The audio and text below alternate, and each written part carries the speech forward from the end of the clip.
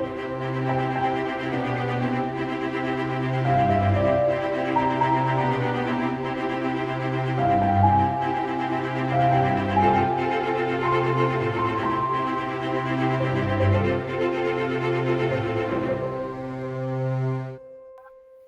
everyone and welcome back to Superboy Beyond, and it's been a little while since we've watched any of the Kirk Alyn serials and trying to remember what's happened so far. We've seen the destruction of Krypton, a little bit of Clark's childhood. There was an incident on a train. Superman saved the day. Lois got stuck in a mine shaft. Obviously Superman saved her, and Kryptonite has just been introduced. But I can't off the top of my head remember whether Kryptonite, affected Superman at the end of the cliffhanger, or whether it was just a reveal. Clark just passed out. Okay, so that's the detail that I've forgotten. So yeah, if you want to watch alongside us, you can get a DVD or whatever copy you can. This is episode 4 of the first season of serials, Man of Steel. Get ready. If this is your first time watching one of our commentaries, it's not like a typical YouTube reaction video. You're not going to see or hear any real clips of the episode. There'll be a very heavily filtered version up there in the middle. That's purely so you can just keep in time with us. That's really all for. So get ready. Man of Steel in 3, 2, 1, play.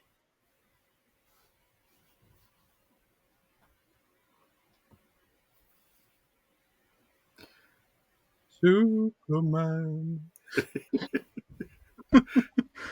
Yeah, even back then, they knew to make sure that you could sort of hear the name Superman in the music.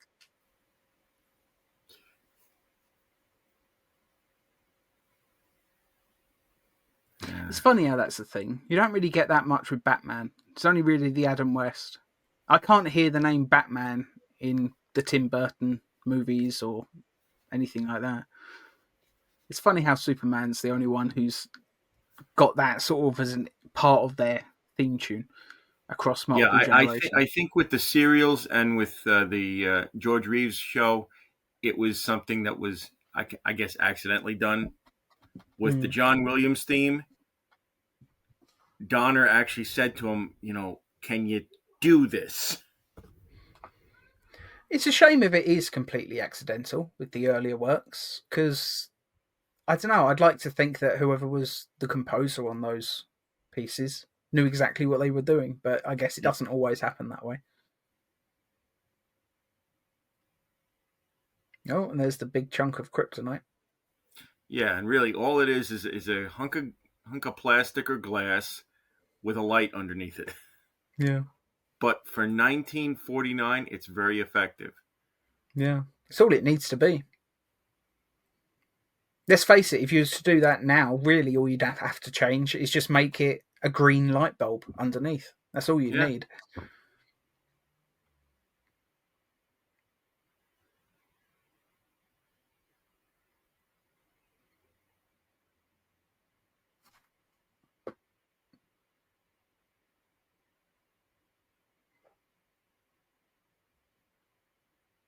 He's clearly breathing. Clark Kent just died in my office. You can see his chest going up and down as he was on the floor. Yeah. I'm trying to remember what this guy is. Like, is he a scientist? Is he like a geologist or something? He's the professor at the Metropolis Museum. Well, he's clearly not had any medical training, because he's very clearly not dead.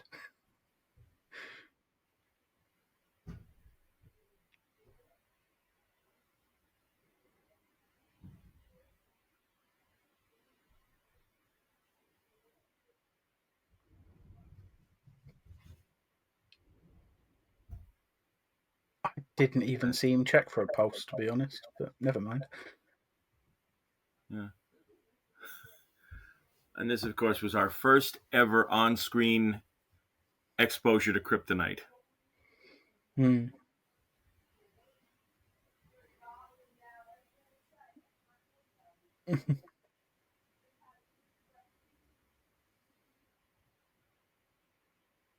I do think Kirk Alyn's doing a good job at being affected by kryptonite.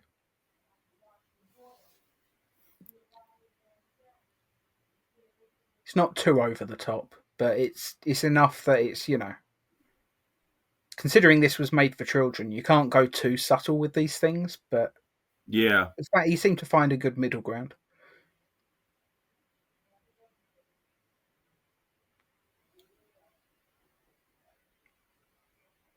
Is he seriously just going to share his secret with this guy in episode 3?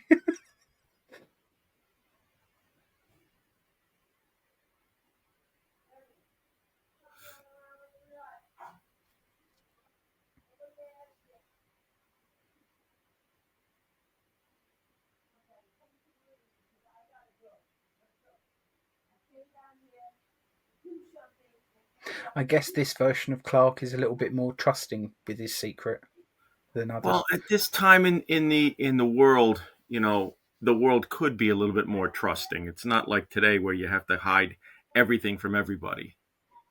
I guess. It was still a time of a lot of organised crime and corruption and stuff like that. I wouldn't be so ready to just trust anyone. Yeah, but at the you got to think about the mindset of the world that authority figures such as the police, I guess. scientists, they could be more trusting. And yet he doesn't trust Perry White or Lois Lane or Jimmy Olsen in this, but he trusts this random professor. I just think it's a bit strange.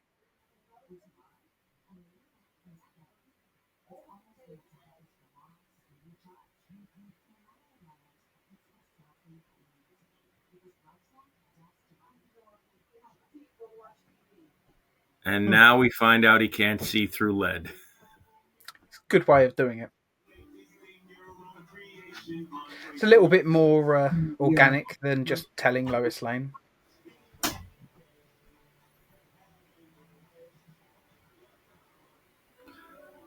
I could understand him not saying anything to Lois and Jimmy at this point because he's only just met them maybe a couple of days before. Mm. But I mean, in Superman the movie, when he just immediately tells Lois that he can't see through lead, like it's a Yeah. little bit. Finding it out this way, it just felt a little bit more organic as a reveal of that information.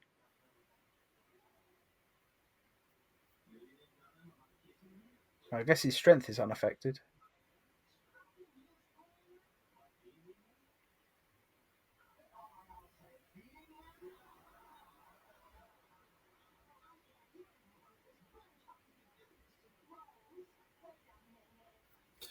Yeah, I know I've said it before that the trunks are a little too high on this suit. Yeah, yeah. And I still don't like how the cape attaches, to be honest. Mm. Much prefer how George Reeves had it. And George Reeves isn't even my favourite cape. I think his one droops down too much at the back. Like, I'm not a fan of that kind of cape, but I prefer it to Mm. this. I think George Reeves actually had a belt buckle. This is just like a decal on his belt. Mm.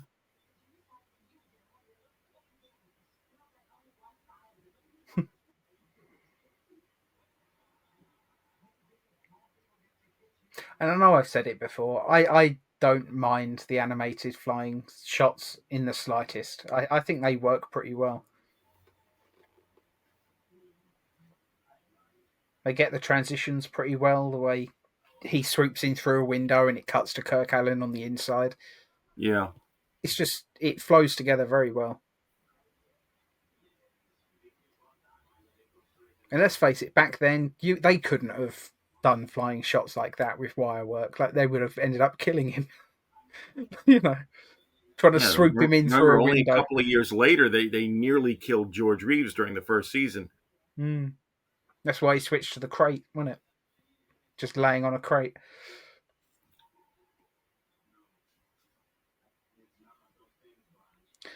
I tell you what, though, it's still so strange seeing Noel Neal with a different Clark and Jimmy and Perry. Mm. There's just something strange about it. There's an interesting story. When George passed, they were still trying to work out how to do another season. And the rumor is going that Jack Lawson said, no, you can't do Superman without George. So they might have had to replace George and Jack Lawson. Hmm. So the rumor is that possibly they would have brought in Kirk Alyn and Tommy Bond. I guess that's one way to go. It's kind of amazing, really. Like, to this day, Noel Neal. Actually, no, there's two. Noel Neal and Bitsy Tulloch are the only two actors to play different versions of Lois Lane in two different main shows, Mm, outside of like parallel Earth stories and stuff. Because obviously, Supergirl and Superman and Lois are in different universes. So yep. yeah, it's only really those two.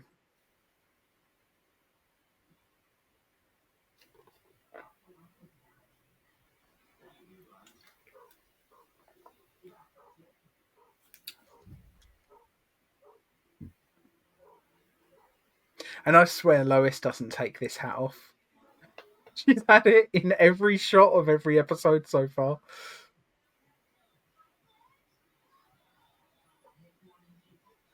I guess being low budget, they just set her costume and just said you're wearing this in every episode, so we don't have to worry about continuity or anything like that. Yep. I think she does change her outfit by the second serial. Okay. I wonder if she still has the hat though. It's just a crazy hat. I just think it's. I guess it's just old fashioned. I guess.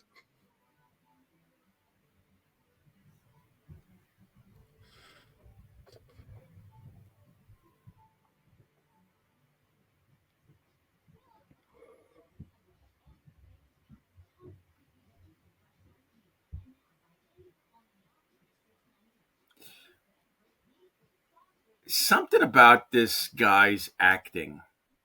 He doesn't come off as a stoolie. Hmm. He's too stiff. I mean, that's one Yeah, thing I you was could. thinking. I don't quite buy his performance. Yeah, that's one thing you could say about the character of Bobby Big Mouth from Lois and Clark. Oh, I loved Bobby Big Mouth. He at least he had the nervousness, but he also had the you got any food? Yeah, he had that fun sort of comedic flair to him.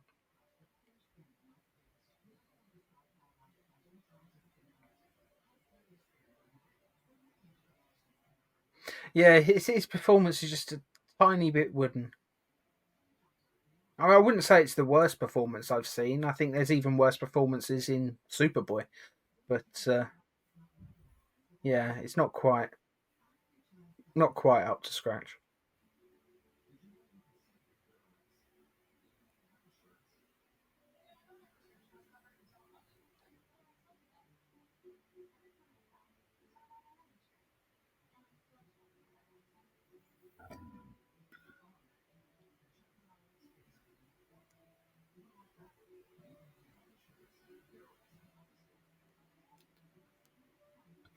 Man, Lois just really does seem to find herself in the strangest situations, doesn't she?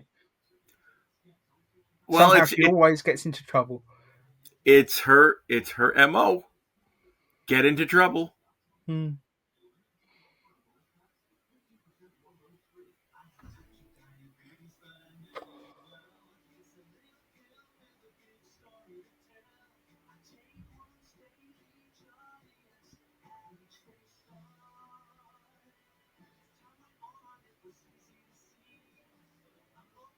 I wonder where they shot this.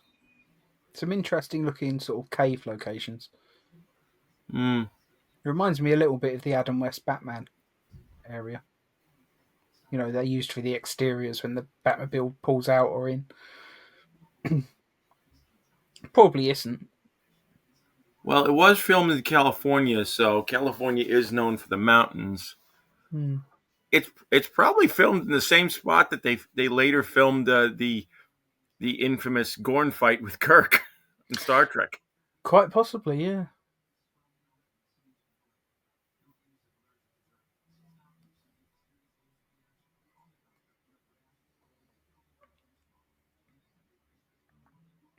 Now I'm forgetting what this character's name was. Is it just the Spider Woman or The Spider Lady. Spider Lady? Okay.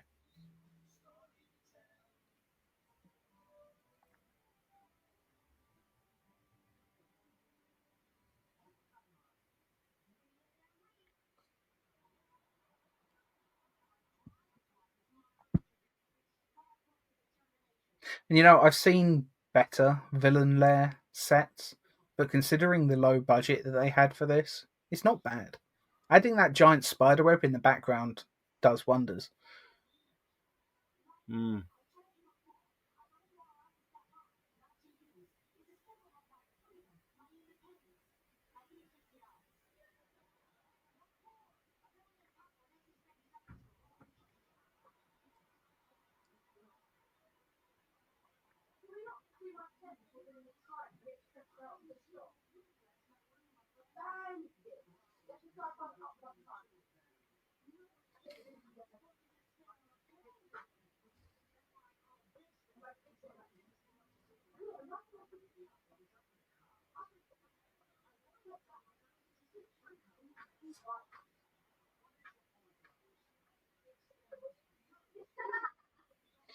Well, that didn't take long. Mm. He's had one exposure to kryptonite and the wrong person happened to see.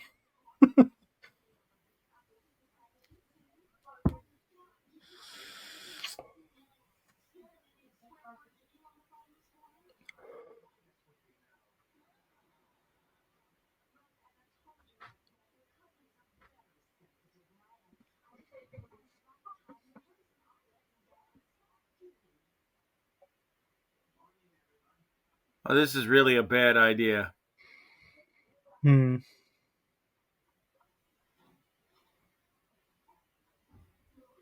I mean, he was basically kidnapped off the street and brought here at gunpoint. Where does he think he is to start? Basically getting in her face and you'll pay my price. Blah blah blah. I don't think he's in any situation to make demands, is he?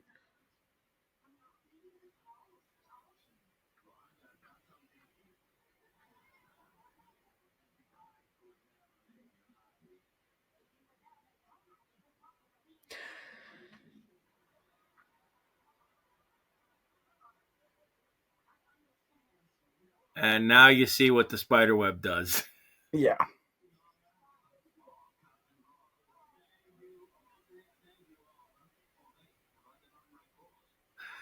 I think when he was playing being in pain, it worked. But when he first started acting like, he was getting magnetized to the web, it looked a little bit silly. It looked like the web was making him dance. Like a really bad dance.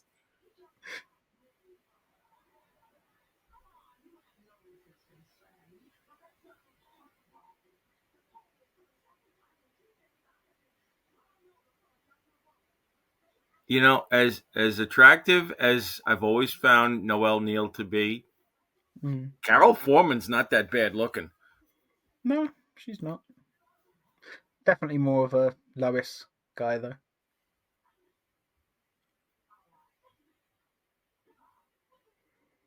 And Lois made a good point, She's been blindfolded the entire time. She has no idea where she is. They could just let her go. But I guess she wouldn't be much of a villain if she just let that happen.